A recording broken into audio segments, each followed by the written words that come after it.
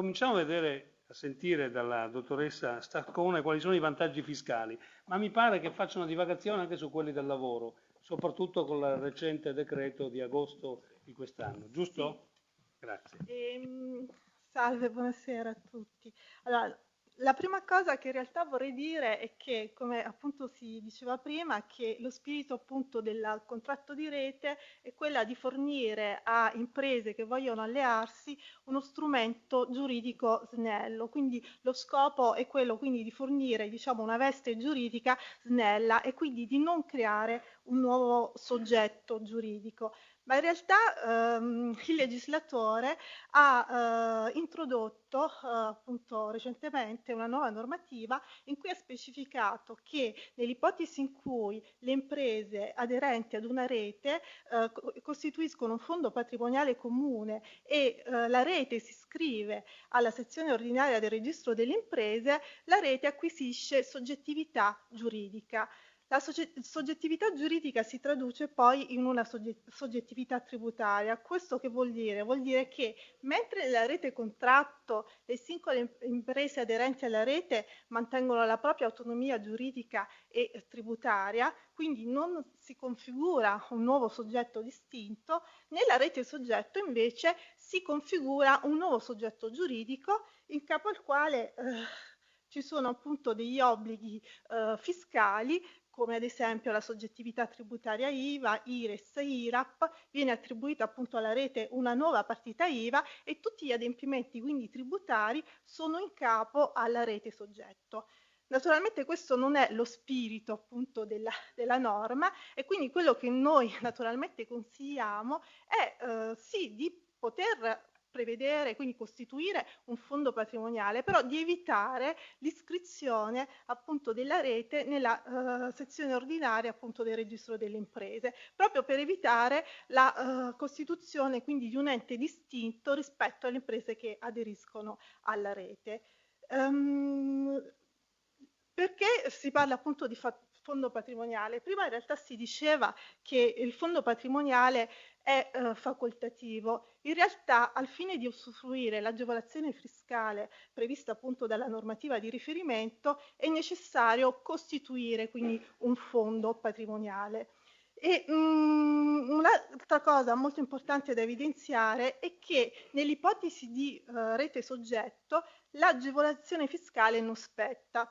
L'agevolazione fiscale non spetta perché la Commissione europea si è pronunciata appunto su questa forma di aiuto appunto di Stato che l'ordinamento italiano aveva introdotto per capire appunto se avesse natura di aiuto di Stato e che quindi in quel caso poteva anche costituire una distorsione appunto della concorrenza a livello europeo e si è pronunciata nel senso che l'agevolazione non costituisce aiuto di Stato soltanto se non si configuri un nuovo soggetto giuridico e quindi non si configuri un soggetto che abbia una personalità giuridica autonoma. Siccome nella rete soggetto in realtà l'agevolazione è poi condizionata alla realizzazione degli investimenti, nella rete soggetto gli investimenti sono fatti appunto dalla rete soggetto e non dalle imprese che aderiscono alla rete, l'Agenzia delle Entrate si è pronunciata nel senso che non possono appunto beneficiare dell'agevolazione le reti soggetto. E quindi questo vuol dire che un punto a favore, proprio per non appunto costituire delle nuove reti soggetto, è quella quindi di protendere sempre appunto alla rete contratto. L'agevolazione fiscale in che cosa consiste? È un regime di sospensione d'imposta che consente la detassazione degli utili che sono destinati ad una specifica riserva e che sono destinati alla realizzazione degli investimenti del programma comune di rete. L'agevolazione spetta soltanto ai fini delle imposte su redditi, quindi IRES e IRAP, e non spetta invece ai fini IRAP. Per gli anni 2010-2012 sono stati stanziati circa 48 milioni di euro, si attendono ora gli stanziamenti per il triennio 2013 e 2015. Abbiamo sentito ieri la Confindustria e ci ha detto che c'è stata una richiesta fatta appunto nei confronti del Ministero dello Sviluppo Economico, in cui gli stanziamenti per questo triennio dovrebbero essere 100 milioni di euro, proprio perché negli anni scorsi le domande di risparmio d'imposta erano superiori agli stanziamenti fatti appunto dal Ministero. Chi può beneficiare dell'agevolazione fiscale? Possono beneficiare tutte le imprese che sottoscrivono e aderiscono anche successivamente a un contratto di rete, quindi si parla appunto di imprese e non di enti pubblici, però in realtà possono rientrare anche loro nella rete stipulando appunto dei contratti con questi enti. Tutte le imprese, quindi anche a prescindere dalla forma giuridica, dalle dimensioni e dal territorio dove sono localizzate, però i presupposti sono l'istituzione appunto di un fondo patrimoniale che è obbligatorio per usufruire dell'agevolazione, l'accantonamento dell'utile può essere massimo di 1 milione per singola impresa, è però necessaria preventivamente l'asseverazione del contratto di rete da parte degli organismi abilitati. Il meccanismo applicativo dell'agevolazione è una variazione in diminuzione che viene fatta sulle imposte sui redditi.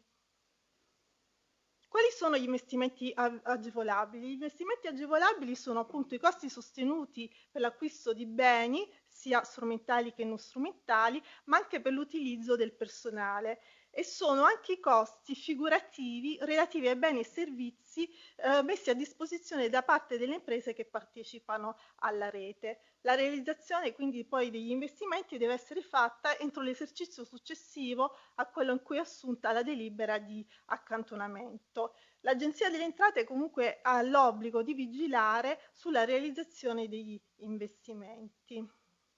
Una novità importante che c'è stata nel panorama appunto legislativo è la nuova norma che è stata inserita nei contratti di rete sul distacco appunto del personale tra un'impresa, tra le imprese che appartengono appunto alla rete.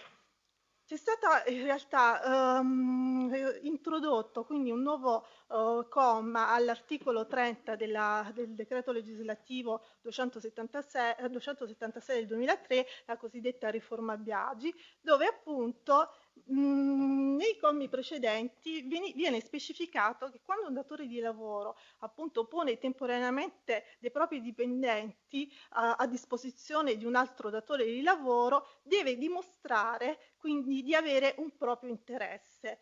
Nei contratti di rete si è riuscito quindi a ottenere, perché appunto questa è stata un'esigenza che è stata rappresentata soprattutto dalle imprese aderenti alle reti, avevano l'esigenza di spostare il proprio personale da un'impresa all'altra, e così si è riusciti quindi a normare proprio in questa norma che l'interesse quindi dell'impresa distaccante non va provato, ma sorge automaticamente proprio in forza dell'operare dei contratti di rete.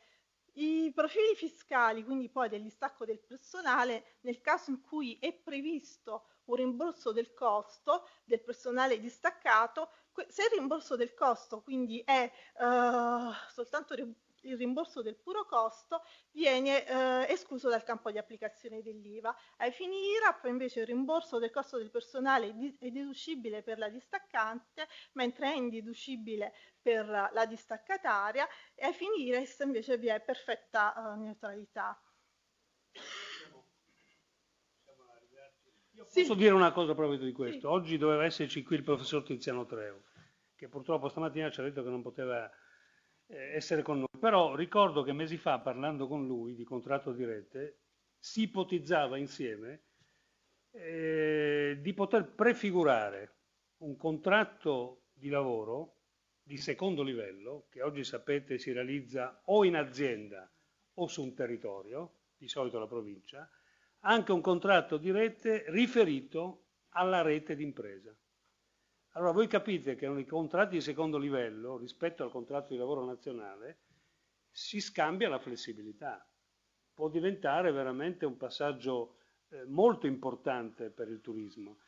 Per fare questo però bisogna innovare la normativa, è un problema di governo e di parti sociali, come tante altre piccole sfaccettature del sistema della rete d'impresa, perché queste leggi partono, poi fanno capo a decreti attuativi che talvolta si fanno, talvolta non si fanno, e allora magari rimaniamo a metà del guado. Ecco, anche questo dovrebbe essere un elemento per forzare. E trascurerei l'ultima slide che ho già visto, perché questo è un tema credo su cui il ministro Brai ci possa dare risposta. Era un progetto per contribuire allo sviluppo delle reti, il progetto famoso del suo predecessore. Grazie, volevo solo dire che la dottoressa e l'avvocato fanno parte di un grande gruppo internazionale che si chiama Crowe Horvath, che è una multinazionale per servizi di consulenza globale con sede in Italia, e a cui ho estorto una promessa. Nei prossimi giorni sul sito nostro ci saranno le slide, ma c'è anche la possibilità di aprire un forum, fate le domande, i due professionisti liberamente risponderanno e poi metteremo in circolo queste risposte alle domande che gli operatori del turismo del Friuli Venezia Giulia intenderanno fare.